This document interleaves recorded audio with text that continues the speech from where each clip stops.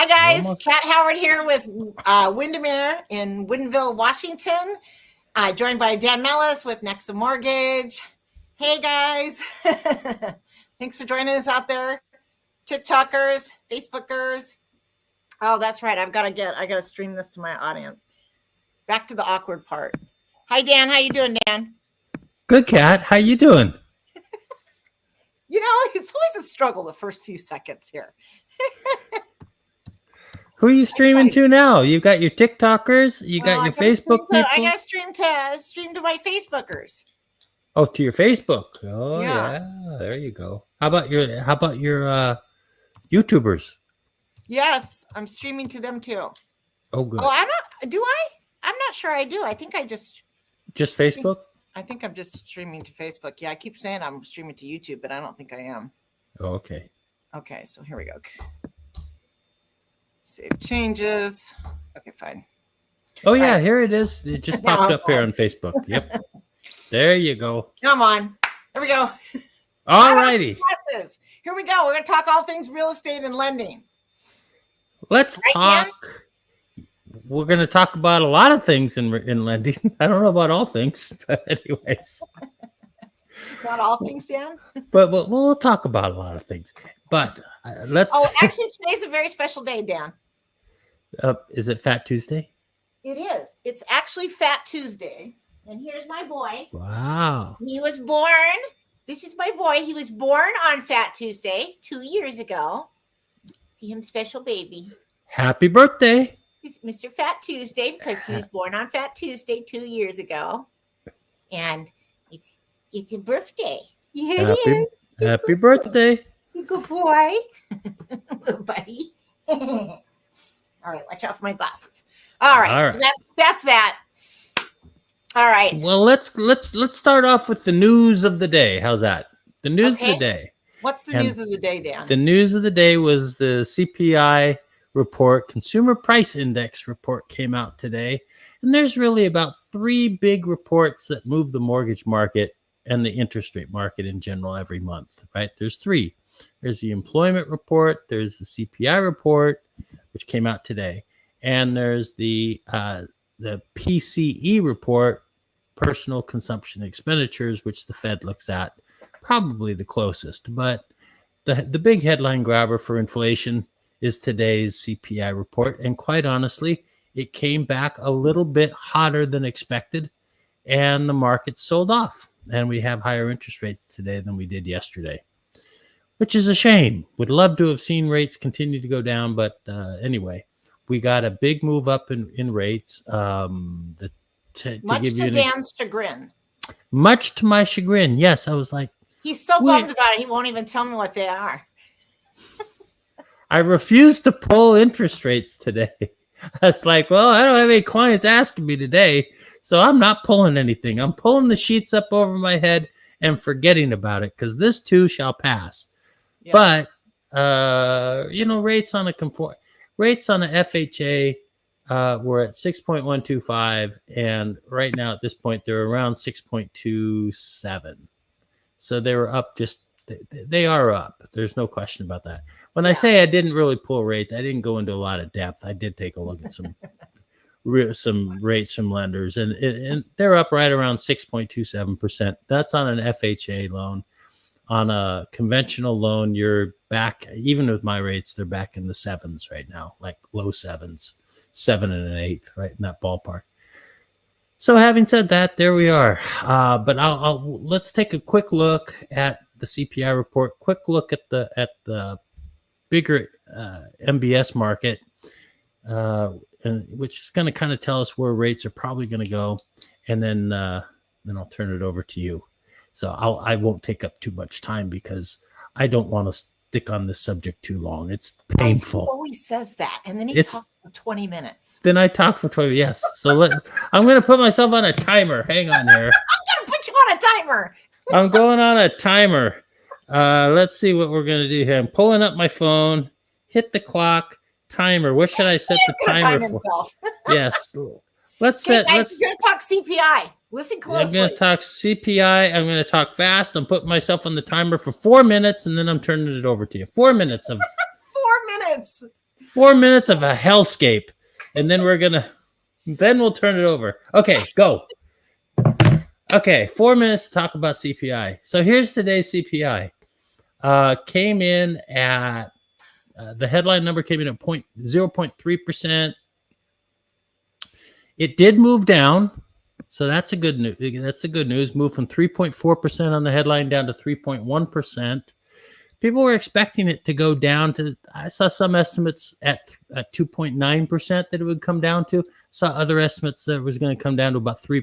It beat both of those estimates. Came in at 3.1%. Still, we're coming down. That's the good news. Core rate came down. Actually, core rate remained unchanged. They were expecting that to go from 3.9 to 3.8. And so you got the people that are in the tight money crowd. You know, we need to have higher interest rates to stem inflation. Those folks are having their day. Believe me, they're crowing about it. And I'm like, oh, goodness gracious. Great gobbledygooks. How much pain do you want to inflict on the world? But that's not for me to say. Anyways, the middle having a coronary today. Well, it was just I was anyway. It is what it is. But you could but the big issue really, it came in some of these surprises, if you will, really did come in with some of these really deep subcategories that came in hotter than expected, and you put it cumulatively in the whole subcategories that really are not sustainable. Let me put it that way. So I'm not too worried about the future. I still think we're going to see significantly lower, I sure hope, lower interest rates heading forward. But for the next 2 weeks, probably not, because this is one of those things where it takes a couple weeks to unwind the news. But right now you can see rents came in at up 0.4% from 6.5 to 6.1%. And, you know, if you look at all of the up-to-date rent reports, and what I mean by up-to-date is where are we right now? So you can look at Trueflation, you can look at Apartment List, they'll have a rental report. You could look at CoreLogic, and all of these reports are significantly lower than what the Fed is reporting, right? So you can see that the CPI numbers are lagging the market. It's going to continue to come down. It's just how quickly does the inflation rate come down? And that's really the issue. Lodging away from home today was at 1.8%. That's a huge number. They kind of snuck that in there, and that's a really small component. So you had a combination. And then the other part that's not going to get any better anytime soon is car insurance. Car insurance is just going crazy. And it's at 20.6%, and it's not going to abate anytime soon. It's a small portion of the inflation report. It's 3.5% of core. And medical care services were up 0.7%. That's 8% of core. That's a little bit bigger. So, used cars were down. That's going to be down again next month. And energy prices were down this month, and they're probably not going to be down next month. Looking at crude oil prices, it looks like they are on a bit of a rebound. So just real quick, and I'm going to miss my 4-minute cutoff. I can see that already. So I knew that was going to happen, Dan. Yes, but not by much, because I'm going to whiz through this next chart because it's not worth looking at for much longer than 15 seconds. But can you hear the little There's his timer. the timer in the background? So you can see, I mean, this is a big move. I mean, you had 15 basis points higher on the 10-year Treasury. You had the MBS chart that I'm showing you right here. That was down 63 basis points on the day. That's a big move lower, Wow. which means, it means higher interest rates. And it's going to just take time to kind of normalize and stabilize that market. And we're when you have this type of sell-off, the odds are awfully good that you're going to continue to see some selling at least for the next 3 days, I would say. So between now and Thursday, you're probably going to see weaker markets. So it is what it is. Not much we can do about it. But boy, it would have been nice to have had lower interest rates, but that's not Be nice to have a little break. It would be nice to have a little break. But anyways, that's about it on my end of things. And I wish I had better news to report, but it is what it is. And it's not the end of the world. And so we'll get better news, if not next week, and if not the week after, maybe sometime next month. We'll get better Yeah, news. you sounded depressing. Sorry. You know what? This is an uplifting show, guys. Sorry about that. This is terrible. I'm killing our ratings. I'm personally killing my ratings. Our numbers. Yeah. Oh my God. Oh goodness. I apologize to everyone out there on TikTok, YouTube, and Facebook that's watching me right now. Go through this depression online, but this personal depression. Interest rates. He's a lender. Oh, it's kind of his bag. Oh gosh. Anyways, let's get off this subject. Get on to something a lot more uplifting. Let's talk about Stats by Cat. How's that? Let's talk about Stats by Cat. Let's get all the stats that are hot off the presses. This is hot. This is hot news. And I'm going to turn it over to you. Hey, hang on. Let me look around for my crying towel. I'm looking for it around here. I've located it. I don't know. Maybe I'll just stay here. These real estate statistics are very current. The most recent up-to-date information you're going to hear about the Western Washington real estate market, and you'll hear them here first. So I'm the girl with the stats. Okay, so we have King County is down to 0.8 months supply of inventory. Wow. So that equates to maybe 3 weeks. About 3 weeks supply. So that's incredible, right? Wow. So there's 740 active listings on the market. 53% of sellers opted to set offer review dates. That number is tracking higher over the last 4 weeks, 5 weeks, definitely. Yeah. Yep. Yeah. More sellers are feeling confident about setting an offer review date. And with the way the market has taken off, since January 1st, they're very rightly so should be setting offer review dates. I'm actually shocked that more sellers aren't. And my only excuse for them is that their agents are not informing them properly of what's happening in the market. And that's disappointing to me. It's why I do this right here. This is why I pull my stats. I want the public to know what is actually happening in the real estate market, not what the Seattle Times tells you, because they're wrong most of the time when it comes to real estate. So the market is hot out there. I don't care really which county you're in. Even in the lesser populated counties, homes are getting sold very, very quickly. And if you've got a third to a half of the homes selling in the first 7 days on the market, sellers should be setting offer review dates. Absolutely 100%. So you agents out there, you know who you are. Talk to your seller about us setting an offer review date. It's almost always in the best interest of the seller. Do you want a quick open house story for the weekend? Yeah. So Dan, how'd your open house go? We had an open house on the weekend, and Where was it? Down in Kent. In Kent. Okay. Great price point. It was a nice house. 1979 it was built. If it was 10 years earlier, I would have said it's possible that the Brady Bunch would have lived in it, but it was 10 years too new. But anyways, it was a nice house, priced at $599,950, which at that price point, quite honestly, broke one of your rules. I noticed that right off the get-go. You want to list that thing for $600,000 even, because then you get the put it at $599. You list it right on the major price point. You increase your visibility by it's a huge percentage. It's like 30-something, 40-something% more people will see it if it's on a major price point, because you'll get everybody that looks from 550 to 600, and you'll get a whole bunch of people that look from 600 to 675, right? So, and everything in between. So you don't want to miss that major price point if you're near one. So we're Right. not selling hot dogs here, guys. Well, I will tell you what happened though. Despite the massive screw up by the listing agent, I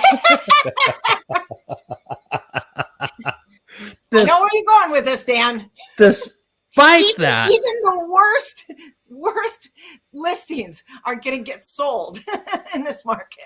there were just all the mistakes. It kind of goes to show you that timing is a big deal, right? I mean, it's a huge deal, and it's a nice house. I mean, it was a nice house. It was well staged. They did a lot of things right. Okay. They staged it right. They painted the inside. The house itself, yeah, it's built in '79, but it's a nice house and it doesn't look old. It looks solid new. House. It's a solid house. Yeah. Yeah. And and it's and what a split great level. price point, 600. Geez, 600. Well, that was a good starting point, because the ending point, I should have called and found out exactly what happened. But the last I heard yesterday, I was talking with one of the realtors that made an offer, and the offer that they made, and they were trying to see if they got the deal, was at 675. And I'm not joking. 675, which is what, 15%, something like that. Or excuse me. Yeah, wouldn't that be about 15%? A little over 10%. Yeah, 10, Yeah. 10, 15, 10, it's, between that 10 and 15% range over asking, which is over what asking, I expect now. Yeah. It was just eye-opening that they had that much of an offer going on, and it was, but it was busy. I mean, I'm sitting there in the open house and I'm chit-chatting with people, and it's all buying into the market, that $75,000 extra that you're paying for that home that's listed for 600. That's your fee to buy into the market when it's this crazy. So we used to not operate that way.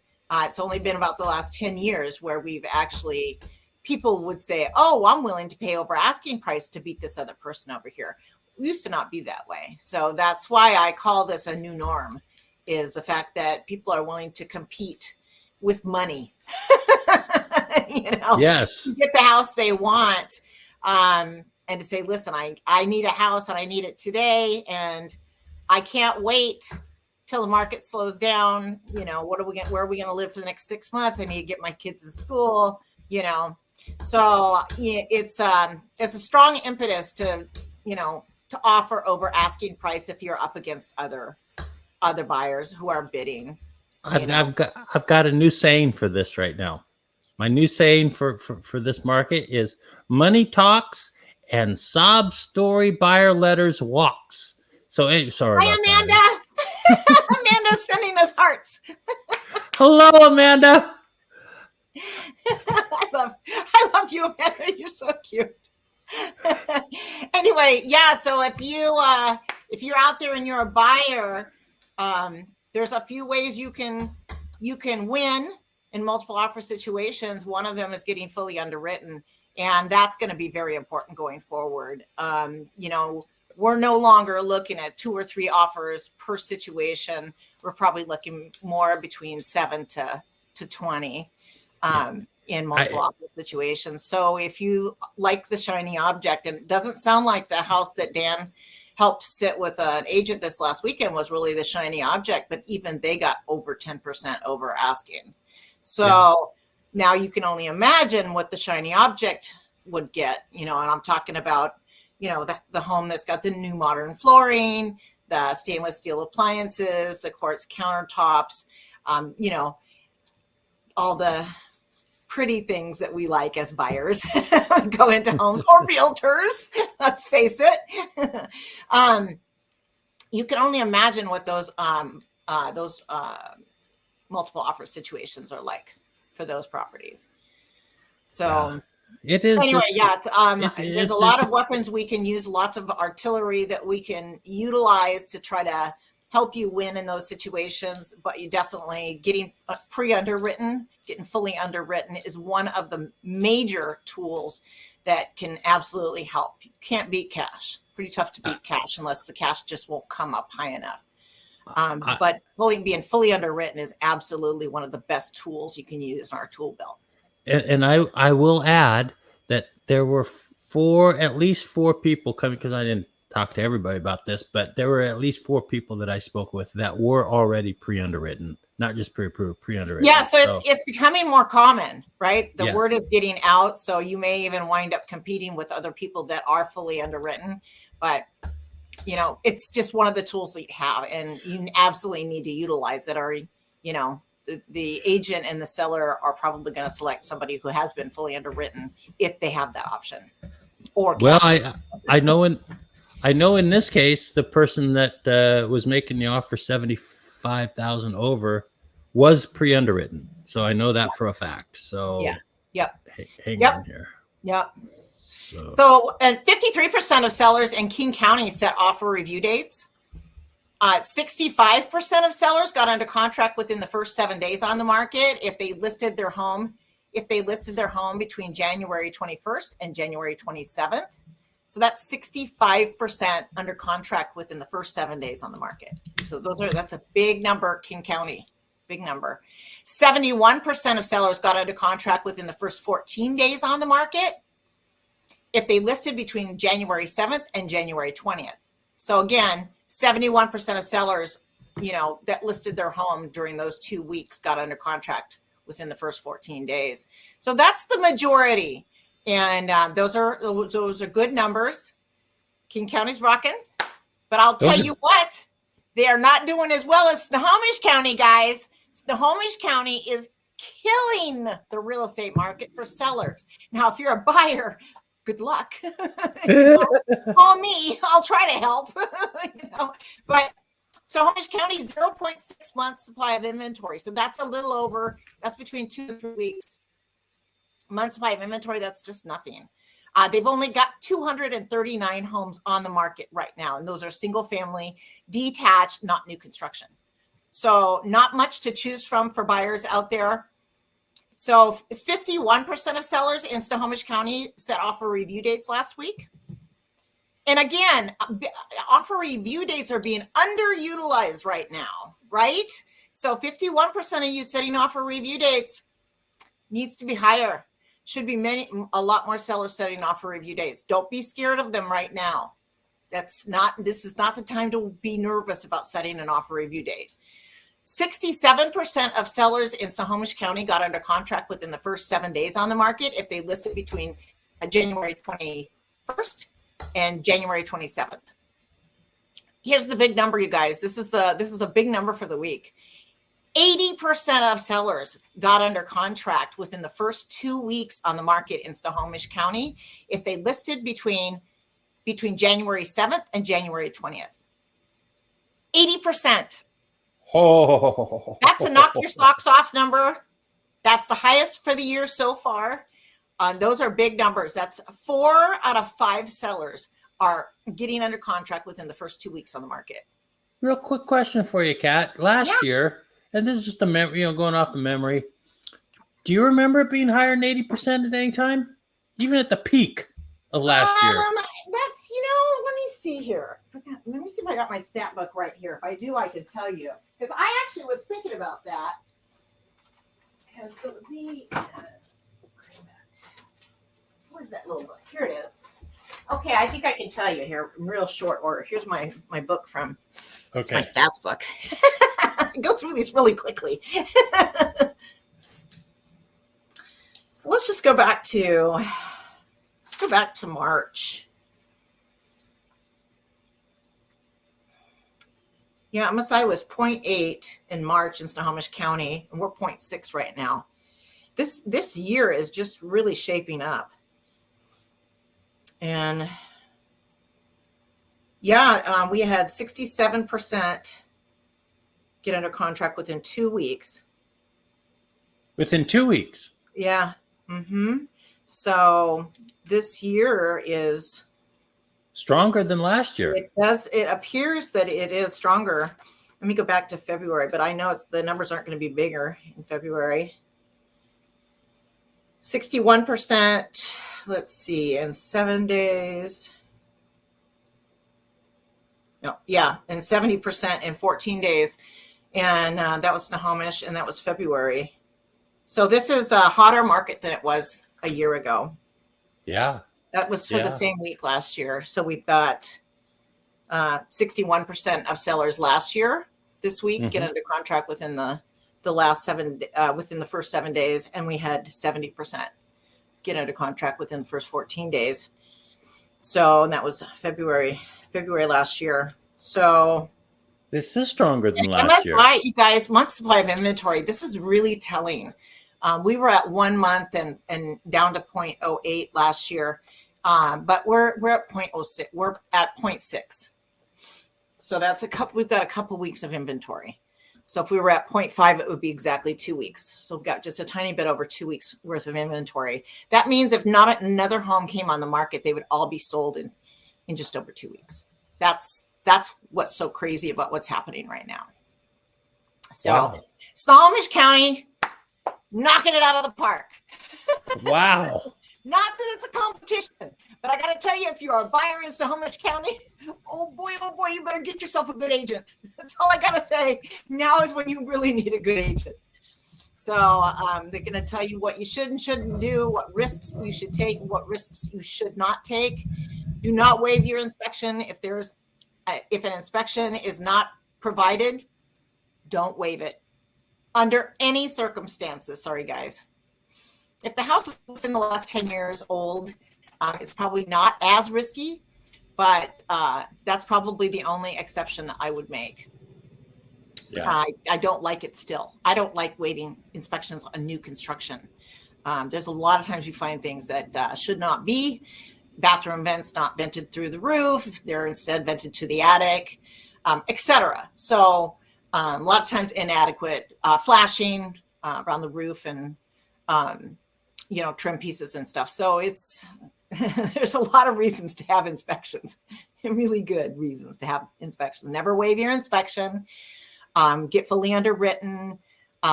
Never waive your financing, guys. Don't do it. I don't care if somebody says it's okay. Don't do it. If you need financing to close your loan, you definitely want to keep your financing in play. Now, the way that you can strengthen your financing is by getting fully underwritten, right? So now that you look the same as cash, and the seller's not going to mind that you keep your financing in play, because the only way you're going to walk is if for some reason something catastrophic happens. And as an agent, I explain that to the listing agent so they understand why we're going to keep our financing in play. So don't waive that. And don't give non-refundable earnest money, because that just goes straight into the seller's pocket. And now you might as well not have any contingencies. So don't do that. So, don't give away your earnest money. Keep that in escrow. Just an outside chance you do lose your job or something happens. You never know. Anyway, Amanda's throwing us more hearts. I know. Well, she knows. Amanda knows what the market is like. We were in a hot market when she bought her house, and it was in the fall, so it wasn't nearly as bad. We actually had a perfect storm. We almost had to compete with a Redfin agent, but I guess we got our offer in faster. So anyway, all right. So, okay. So what else do we got here? Let's see. Let's see here. How about Pierce County? Well, you want me to go to Pierce County, don't you, Dan? Yes, I do. I know you like Pierce County. So I'm going to start doing the jackets again, you guys, because you guys don't watch my videos if I wear the same thing. If I have the same thing on 2 days in a row on Facebook. So I'm going to keep changing my jackets. All right. Okay. So what do we got here? We got Pierce County. Now, let me see if here's my blue glasses. Like, got to coordinate, Well, that's because you're doing Pierce County. Pierce County. That's right. Yes. Got to get the blue. Okay. So Pierce County. Okay, Pierce County, 0.9 months supply of inventory. So their inventory is getting chewed up. So Pierce County is headed into the same storm that King and Snohomish counties are. So their market is picking up. 612 listings actually on the market right now in Pierce County. 28% of sellers set offer review dates in Pierce County. And I got to tell you again, you guys, that's not a high enough number. more sellers should be setting offer review dates in Pierce County. 43% of sellers got under contract within the first 7 days on the market if they listed between January 21st and January 27th. And 57% of sellers got under contract in Pierce County within the first 14 days on the market if they listed between January 7th and January 20th. So Pierce County is picking up. It's doing well. I think the 7-day data is a little bit less than last week, but overall, it's a good, strong market. Yeah, definitely is. And with 43% getting under contract within the first 7 days, they really should, more of the sellers should be setting offer review dates. You know, your agent should be able to analyze whether you're one of them that should be. You know, if you're staged and you've got your windows are cleaned, your window tracks are clean, you've got the outside landscaping spruced up the way it should be, you know, and you've done all the things you should have done. You've got a pre-inspection, right? You've got a pre-listing inspection available for buyers. And under those circumstances, if you're also going to be priced well, meaning competitively, you should be able to set an offer review date and fare very nicely. So, and for those that missed that first 7 days, quite a few more are going into contract over the next week. So Pierce County's got a pretty strong second week on the market. So Mason County, 1.9 month supply of inventory. So they've been hanging a little bit more closer to a normal market there in Mason County, but it also is picking up. 88 homes on the market. So, you know, a county with lower population, fewer homes on the market. 8% of sellers set offer review dates. 30% of sellers went under contract within the first 7 days on the market if they listed between January 21st and January 27th. 36% of sellers got under contract within the first 14 days on the market if they listed between January 7th and January 20th. So, you know, that's a third of sellers getting under contract within the first week or two. It's not terrible. So, you know, still pretty good shot at getting off the market in the first 7 to 14 days. So it doesn't pick up too much over that second week, but that first 7 days. So more people probably should consider setting offer review dates. I always get worried when it gets down around 30% that maybe setting an offer review date might put some buyers off because nobody really wants to compete, right? So just things to think about, right? So in King and Snohomish County and maybe even Pierce I'm on the fence about, but I kind of feel like it's a strong enough market where they should be setting offer review dates. It's to the benefit of the seller. This is not for the agents, guys. We don't like multiple offers. I mean, if we're representing our seller, that's what we want for them, but it's a lot more work. It's hard dealing with multiple offers. So sellers love it. The seller is the big winner here. But it benefits your seller. And that's why you do it. That's why you encourage them to set the offer review date. And a lot of times, even if you don't set an offer review date, you may wind up with multiple offers over that first weekend. If your agent is very good and they just real hesitant about setting an offer review date, you can kind of take the temperature of the market on Saturday and see how your open house goes. And if it sounds like you could generate more than one offer, then you might just suddenly say, hey, let's set an offer review date. And that's a way to cure that situation. Or if you're a little bit intimidated by setting an offer review date because you don't want to chase off any potential buyers. That's a reasonable fear in a lot of markets. I think, you know, in King and Snohomish County, I think that you shouldn't worry about that. If you do miss that first 7 days, you know, either way, whether you set an offer review date or you don't, that's when you start to get nervous. Not about setting the offer review date. I would do that. But Mason County, you know, maybe not. I think I'd probably take a pulse of the market on that Friday or Saturday, do an open house to kind of see what the interest in the property is at that particular point in time. And if it feels like you might end up with a couple of offers, go ahead and throw an offer review date that following Monday or Tuesday on the listing. Right. Let people know, let everybody through that's known, you know, that's seen it, let them know that there'll be an offer review date. So that's the right way to handle that. So if you're nervous about it, that's how you can proceed and still do good for your seller, or a seller, you can still do well, whoever's listening to me here. So, but Skagit County, 1.4 months supply of inventory. They have 100 listings on the market right now, so not a lot. They've got a very strong market for this time of year, really. 44% of sellers set offer review dates in Skagit County over the last 7 days. So sellers are feeling pretty confident up there, and they should. They really should be.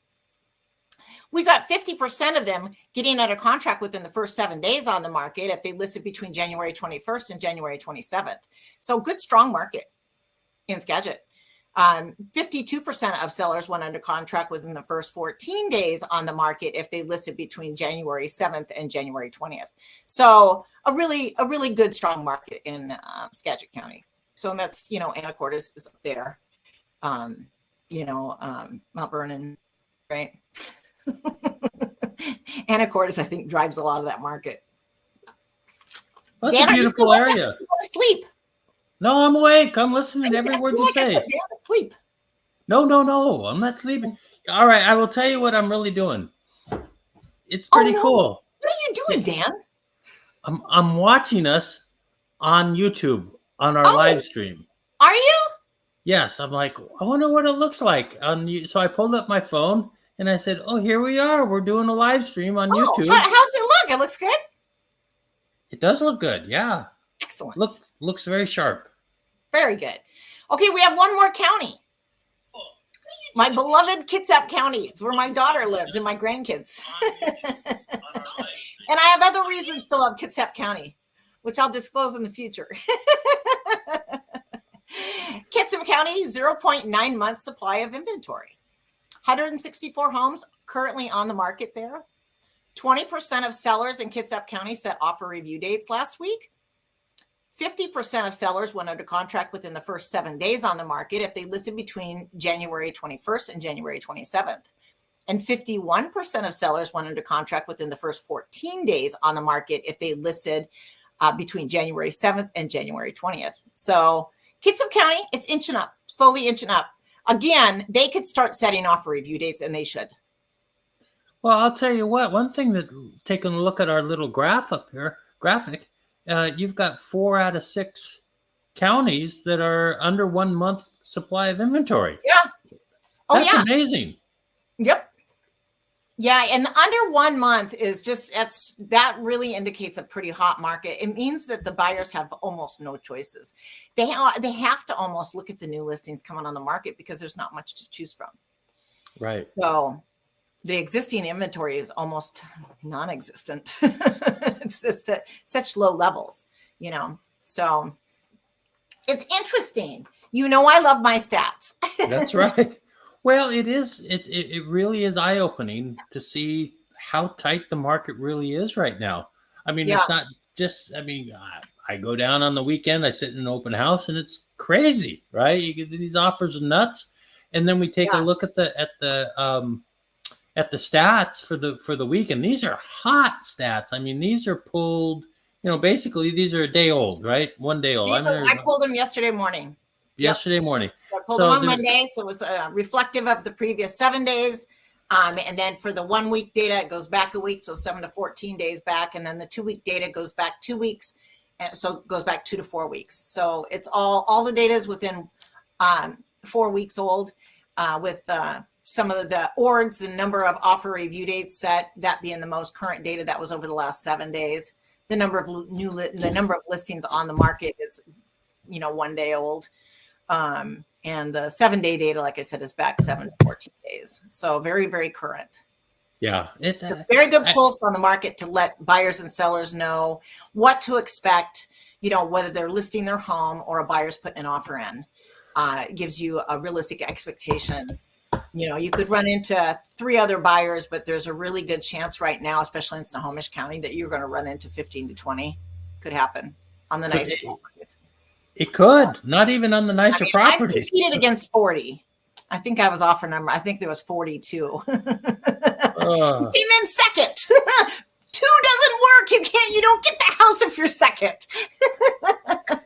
We couldn't. Congratulations. We couldn't get cash. There's no congratulations for place number 2. Can't tell you how many times we came in number 2. Oh Lord. So, Well, you know what? We were going to talk also about these investment properties. Do you want to move on to that, or do you want to talk more about?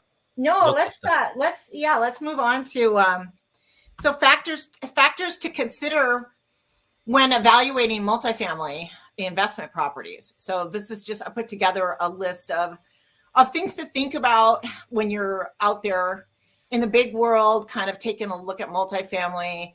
One of the things to know is you're typically going to be putting 25% down, unless you're going to occupy one of the units, in which case you can put very little down, like 3 or 5% through FHA. But if you're buying it as a typical investor and you're not going to be occupying it, then you're looking at about 25% down. Another thing I want to mention real quickly right off the top here is you do not have to live in the same town that you buy your investment properties in. I'm not suggesting you buy in Iowa, although I know people that do. But I am suggesting that there are other places in the state where the properties have a tendency to pencil a little better. So, you kind of have to think, am I more interested in appreciation over the next 5 to 10 years, or do I want a combination of appreciation as well as cash flow? So a lot of times people don't want to feed their investment property, have to pay monthly to keep it going. I think that's a good idea to make sure that cash flows at least breaks even. And so, Aberdeen, that's all I can say. Aberdeen. I can't seem to find properties in many other cities that I can usually consistently find 1 or 2 in Aberdeen that pencil that are not in the floodplain. How's this one? So, this one's Bremerton. This one's in Bremerton. It doesn't quite pencil at full price, but I will tell you it and this has got a background to it. So this one on Marion, right? So we're looking at 810 South Marion in Bremerton. So it just came on the market. I haven't actually seen the property in person. I just pulled it up online and took a look at it, ran the numbers. They're getting $2,000 a month for one of the units. And I believe they're 2 similar. I believe they're like 2 identical units, 2 bedroom, 1 bath with laundry. And they're getting $2,000 for one of them. And the other one they're allowing showings in, which is nice for viewing. But to be honest, when I look at multifamily, I prefer them already rented out, already leased, so that you're not looking for a tenant right out the gate. Plus, if you're going to get certain types of loans, sometimes the lender needs to see that they're good at pencil. So it's a lot easier to prove that without paying. What do you call that thing? The rent appraisal, where they look at the different rents for the area. What's that called? Oh, the rental analysis. A rental analysis, yeah. So if you've already got it all rented out, you don't have to worry about the rental analysis, paying for someone to go out and do that. So it saves you a little bit of money, but also then the units are already rented out. You know what to expect going forward. So it's easier to analyze them. Let me just throw this out there, just to mention that you can get these duplexes and triplexes and fourplexes up to a fourplex. Let's say you're a first-time home buyer, or maybe not even first time, but you're looking to buy a house. Things are really tight. You can use the rental income. You can move if it's owner occupied. You move into the house, use a 3.5% down FHA loan, and you can use the rental income to count towards your debt to income ratio. So it's a way to build a tremendous amount of wealth over a longer period of time, but also it allows you to actually move into a house, or fourplex, or threeplex, or duplex, but it allows you to move in and use other rental incomes coming from the properties to qualify to be able to buy the house, to be able to buy the property. So, it really has you kind of can look at this from two vantage points. If you're having trouble getting into a house because you don't make a ton of money, this is an option. This I is mean, yeah. another way to get into property where you wouldn't normally qualify for a $500,000 duplex, maybe, but because you've got half of it rented out for $2,000, the payment on it is only $2,600. So, you know, if you rent out half of it for $2,000, that covers a big chunk of your payment. So when you think about it, and that's me running it, to be fair, that was me running it with 25% down. So that's what the payment was $2,600. But I wanted to hook you guys up with like the background on this one because I thought it was interesting. So the background on this one is it was purchased in April last year, 2023. And it looks to me like a flip because everything looks like in the interior that has been redone.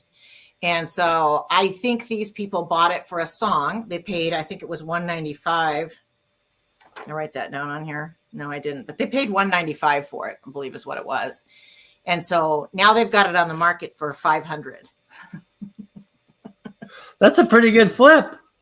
I don't think they put $200 or $300 into it. Just saying. They maybe put 75. And that seems like it is 2 kitchens, 2 bathrooms. I will say this right now that we're in, since it's so tight, it is absolutely a flipper's market. I hate to throw that out there, but it's true. I mean, this is a beautiful. Well, because we have an appreciating market, you guys. Yeah. So what Dan is saying is that this is a good time for flippers, especially if you could pick it up in the fall, right? Ideally, if you're a flipper, you're really wanting to buy property in the fall when people are more willing to negotiate, or late summer, and then do the work on it. Then you're going to get you're going to get this huge amount of appreciation from January to June. So in King County, it's 12.7% average appreciation between January and June in King County, difference in average price per square foot, right? So in Snohomish County, it's 9.7% average increase in price per square foot between January and June. And that's for like the last 12 years. I think I ran those numbers. And it's fascinating, but the market, you can expect that that's the average. It goes up between those months. So between January and June. So you can almost buy a house in January and sell it in June and almost break even essentially, or make $1 or $2, depending on how much you paid for it, and how well you did on the buying side. Not that you want to do that, but it's that amount of appreciation. It's a huge number. The market going up 10%. Anytime is amazing, but to routinely go up that much between January and June on an annual basis, timing the market starts to make some sense if you're a flipper. So you pick up something in the fall and then you turn around and you try to get it on the market by June. Buy in November, sell in April. Yeah. Yep. Ideally, you get it on the market April, May. Yeah. So you capture most of that appreciation for that spring. Yeah. So yeah, it's a good strategy. It's one to consider when you have the option of doing that, and you certainly do when you're buying multifamily. Now, multifamily is different. It doesn't go up from January to June like that. So I don't know why we're talking about it right now, but but with single family residential, it does. Right. So yeah, with a multifamily, it's a lot more impacted by interest rates, and now that interest rates have ticked up a bit more. That'll put more downward pressure on multifamily for sure, even more than single family, because single family people have to have a place to live. So they're somewhat beholden to whatever interest rates they are at that moment in time. Whereas multifamily investment properties, you don't have to buy right now. You can buy later. Yep, so that is true. You have a lot more flexibility. So anyway, I believe they picked this house up as a flip. They paid $195 for it, this duplex in Bremerton, and they've now got it on the market for $499,950. Again, we're not selling hot dogs here, guys, or soda. We are selling homes. Can we just price them at the major price point, please? Anyway, so $2,000 a month for rent. So that's $4,000. Total, if you get the other unit rented out as well. So that's $4,000 a month. So it'd be $48,000 in gross rent in a year. You have to figure in your expenses, right? So you're going to subtract out, your property taxes, which are $3,803, $3,803. Your property insurance of $1,030 a year. Your property management is going to be 10% of your gross rent, so that's $4,800. And the repairs and maintenance, I always figure in $200 a month at this price point and this size units. And water, sewer, garbage of $2,400 for a year as well. And so, and then I only use $2,000 for vacancy. You know, I think that Bremerton's got a pretty hot rental market right now. I don't see anything sitting on the market for rent.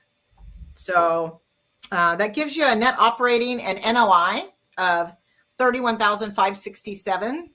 And if you subtract out, so again, now I calculated this at a purchase price of $475 with 25% down. So this would be a typical investor scenario is what we've got going here. So your monthly payment would be $2,614. I'm calculating that at 8% interest. That might be higher today. So, and 25% down is $118,750. And your pre-tax cash flow. So your total debt service, right, is $31,368. So you subtract that from your NOI to get your pre-tax cash flow, and that leaves you $199 for the year. So it's essentially break-even situation at $475.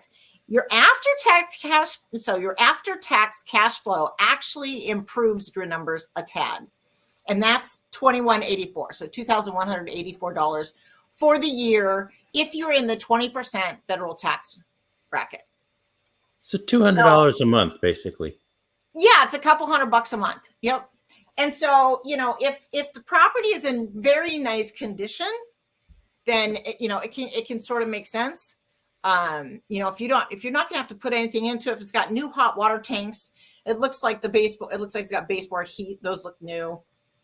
As long as the attic and the crawl space are fine, then it's probably a pretty solid investment. Personally, I'd rather pick it up for $450. I hate it when they're priced right where they break even, and we just don't know where the market's going. We don't know what rents are going to do. Like, I'm not raising the rent on my investment properties this year, and I don't know anybody that is. So I feel like we're not raising rents this year. And to be fair, I've got another investor that I've been working with, and he's not raising his rents either this year. So I think that's a theme. It makes me take pause when people have their investment properties priced without property management fees. And in Washington State, you need property management. You really should. It's a mistake not to. So I always run my numbers with property management calculated in. I don't include the cost to release them, though. And that most of the time is a half a month's rent. So you'll have the week or 2 week vacancy plus, a half a month's rent for the releasing fee for the property management company. And so that's where I get the $2,000. I'm assuming one out of the 2 units comes available every year. And so that's where you get the $2,000, because the half a month's rent would be $1,000, and then the other $1,000 would be for the 2 weeks vacant. Hi, guys. Hey, Kat. You're still watching us, girlfriend. Or you're back. One of the two. Hey, Kat. One thing, I was talking with a lender late last week on these DSCR loans. These investor loans that they've got. Yeah. And they are, and I've noticed it ever since talking to that lender. They're running some really hot interest rates right now. I didn't follow some of these lenders that are doing the DSCR loans. I don't want to name. The DSCR loans. Okay. Yeah. So they're running some good deals? Last week, because I noticed this, Ray, we get these email updates every day, and they were like 6.25%. I'm like, 6.25%? You got to be nuts. For a DSCR loan? So, yeah. So I had to call up the rep, called them up. And yeah, there's a lot of ifs and buts. But having said that, they still, even if you take out all those ifs and buts and all that kind of stuff, if you're a solid borrower, you can get a DSCR loan now, low sevens, Really? Should I start Yeah, running my numbers in the low seven? Well, I guess if my client qualifies for a DSCR loan, then I would run them in the low sevens. I would run them in the low sevens. And some of these DSCR, it depends too, because some of these lenders, not all of them, but some of these lenders will do 20% down instead of 25, right? Right. So you're putting 20% down. You've got a rate, and that was one of the differentiations. The one with the 6.25% rate, they had a big down payment number, right? I think it was like 35% down, something like that. But even if you back out and get to a 20% down number, some of these lenders are running in the low sevens, right? Wow. And Fantastic. so Yeah. I mean, so I think what's going on is that there's a risk premium that's coming off the table right now because there's such a housing shortage, and I think there's a lot less risk in these investment properties. Yeah, I think that's very true, and I think with I think with the moratoriums on evictions going away and things, I think that landlords are a lot more confident jumping back in the market and picking up multifamily now. Yeah. But you know what, Dan, I did want to go back to some of the things that I look for when I'm looking at investment properties for multifamily, because there's a few things I like to point out to people that maybe you don't think about. And one of them is I prefer single story. So when I'm looking for my investors, I like duplexes, triplexes, and fourplexes that are one level. And the reason I like that is because if one unit has a water incident, then it doesn't damage 2 units at the same time or make more than 1 unit unlivable. So for a set period of time. So regardless of whether insurance is involved or not, I don't care. I don't want more than 1 unit damaged when somebody has a water incident. So right. that's my personal preference, you guys. So that's one thing I look for. Now, the downside of looking for something that's one level is you're going to have more roof area, right? So you over the long term, you're going to pay more for roof maintenance than you would for multi-story. So you get 2-story or more. But if you have any kind of water issues, at least it's limited to just the one unit most of the time. So right. That's one of the things I look for. And again, you don't necessarily have to buy a multifamily in the town you live in. You can look for areas where you believe that the rental population is fairly strong. There's some industries. I will say that I think, Aberdeen has some opportunities down there just because the houses are older and you can pay less for them. A lot of them are post and pier, and there's a lot more wiggle room when it comes to negotiations on those, but they can cash flow really nicely. The thing you have to watch for down in Aberdeen, Hoquiam, are the crawl spaces that are wet. There's a lot of those. And you don't want to get into a situation where you've got moisture in the crawl space. For one thing, it's conducive to the annelid beetles, carpenter ants, things like that, if you get moisture in the crawl space. And a lot of those homes are very, very old, over 100 years old, and most of them will have some annelid beetle damage. I would say most. Right. That are that old. And so it's something where you're always going to have an inspector take a walk through, and for a typical duplex, it's going to cost you $750 to $1,000 to have it inspected, but that's going to include your sewer scope, right? So you're going to get your duplex or your triplex inspected and sewer scoped for right around $750 to $1,000, and that's the best money you'll ever spend. And then we'll use that, and we'll try to get a little bit of money off the purchase price to account for any damage that there may be or things that we find on the inspection. If you decide you want to move forward in Washington State, the inspection contingency is a get out of jail free card. You can use that to get out of the contract and get your earnest money back. There you go. It's you're not locked in Washington State. If you've got an inspection contingency, you don't even have to have the inspection, guys. You can just say, I changed my mind. You did your due diligence and you found out that there's no Wi-Fi, and or the local water population, the local water basin is contaminated, or whatever the case may be, and you go, I just don't want to own real property in that area for a reason, and you don't have to even say why. You can just literally get out of the contract based on your inspection contingency. So that is one really cool thing about inspection contingencies in Washington State for buyers. Now, As sellers and listing agents, we're not very fond of them. So anyway, so that's my 2 cents on that. But so yeah, so single story is one thing I look for. 2 is kind of look for the areas where you're going to be able to find homes that pencil a little better. Duplexes, multifamily. Bremerton's another area that I find gets close. So I feel like I can find something over there that will break even eventually for my clients. There was one on the market. I don't know if it's still on the market. The one on Elizabeth, that one we did that. We ran those numbers, right, Dan? Oh yeah, that's right. I think I ran the numbers 650. It looked better at 625 and 650. That one again, I believe that was a flip too. Yes. I wonder if it's the same people. I'm always laughing because I got to be honest with you. I'm kind of chuckling a little bit because every week, it'll be listed at 650. And it looks better at 625. And I'm always thinking to myself, it'll look even better at 575. I would mark it down to 575. Well, I want to be realistic. I like to keep it sort of realistic. So, a lot of times I'll take them down 25,000 just because, I feel like a seller would entertain them out for $25,000 less in this market at that price point. If they've been on the market a couple months, right? There's a method to the madness, basically. Yeah. I mean, I don't want to get too wild. I'm just trying to find properties for this particular, to show you guys, I'm trying to find properties that pencil that. So if you're interested in seeing it, then this is one that comes close. Like this one on Marion, I think is worth looking at. I do. Yeah. Again, I think it's priced a tad high. I think they baked themselves 125, 150 profit into the cake there, which I don't think they need that much for 1 year.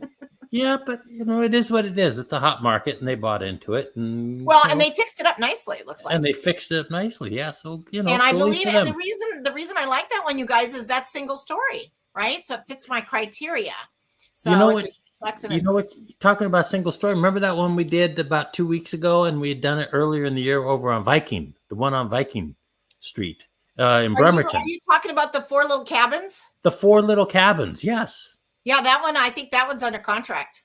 Yeah, I think it is. That one, and then they dropped price to $1,085,000, and they got that puppy under contract. Yeah. And that one again was a flip. So a lot of these investment properties are flips. Wow. So investors are picking them up for a song. They picked that one up for, what was it, 5 something?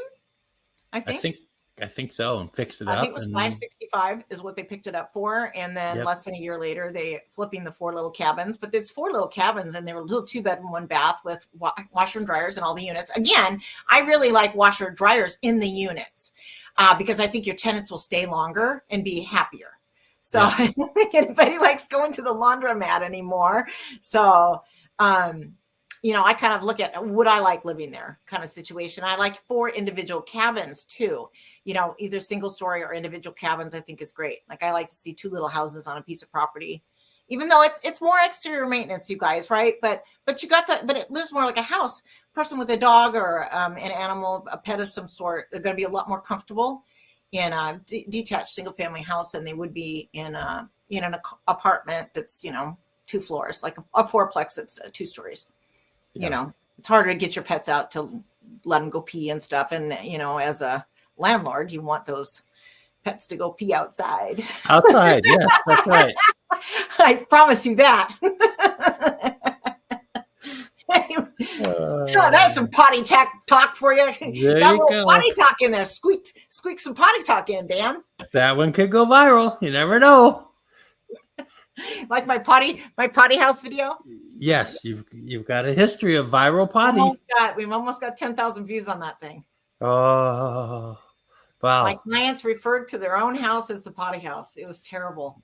They had an inspection. I'll tell you what, you watch that video I've got, and there's a reason why I had them have that inspection, and I didn't know anything in advance, but this is the perfect scenario why you would have a seller inspection. I had another one a year and a half ago down in Renton. That house we had, and that was an estate sale, and I don't always insist that my sellers of estate sales have inspections. But I think it behooves them to, because you stay in control of the process. And my seller down there in Renton, they had a leak underneath the dishwasher for years and didn't know about it. And it ended up, they had a soft beam down there that they had to shore up structurally. And they had a few other, some other damage from the water. And so it was very cost effective for him to be able to handle that himself, as opposed to letting the buyer go down there, see that, and go, oh my God, Mr. Seller, I need money for this. I'm sure the buyer, if they were going to go through with the sale at that point, would have asked us for a pretty penny, probably 20K. I guarantee it cost them maybe 3,000, 4,000. It's a lot less expensive to be proactive. Yeah, you don't want to be at the mercy of a buyer, and you don't want to be operating from that position of fear. I'm going to lose my buyer if I don't if I don't hand them this amount of money.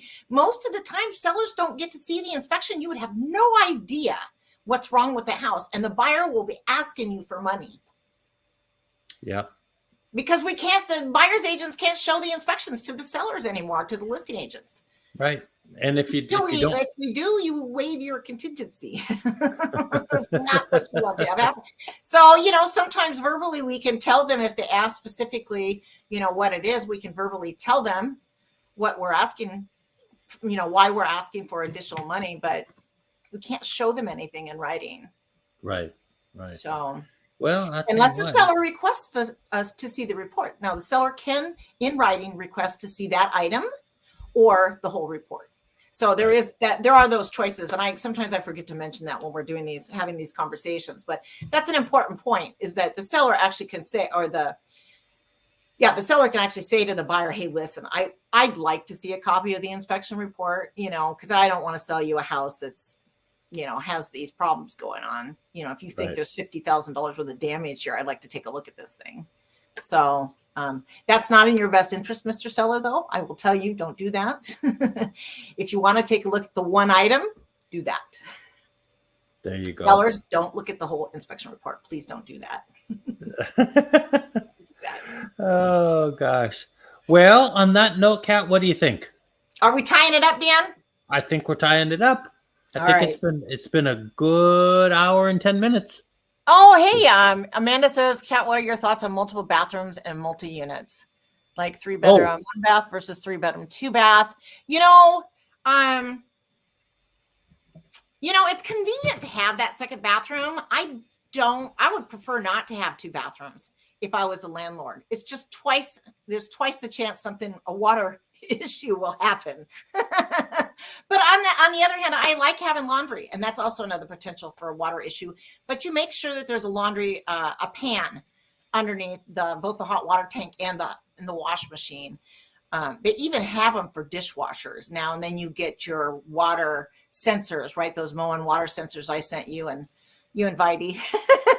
my Amazon find, and those little alarms will go off. And so for my rental, that's what I do. So, but I would not look for that second bathroom. If I was an investor, I would just want 1 bathroom. 1 bath. It's half as much chance for damage. That's how I look at it. That makes sense. Plus, smaller units, they're going to be less to rent, right? Less money. So, and there's also, I don't want to say this out loud, but they're going to be for smaller families, right? So a 2-bedroom, 1-bath unit could be for a single person, a couple with a baby, probably not a couple with 2 kids, but maybe, whereas a 3-bedroom, you can have quite a few more people living there. Right. So, it's just, just the sheer size, the smallness of it is going to limit the number of people that'll be occupying the property. So less wear and tear, I guess, is what I'm trying to say. I got to say thank you to Amanda. She's watching, and she's a trooper, man. You're a trooper, Amanda. Hello, Amanda. Dan says hi. Is she watching this on TikTok? Amanda says thank you. I love seeing you guys. I love seeing you pop up on here, Amanda. It makes me happy. I wish I could see you. Oh, okay. Are we done then, Dan? I think we're done. I think we're done. I'm done. Are you done? Are you cooked? I'm shot. I'm shot like an old man. You guys can't see him, but he's laughing his ass off, just so you know. All right, guys, I'm going to sign off. See you later. Thank you for watching. Tuesdays is when our scheduled time is.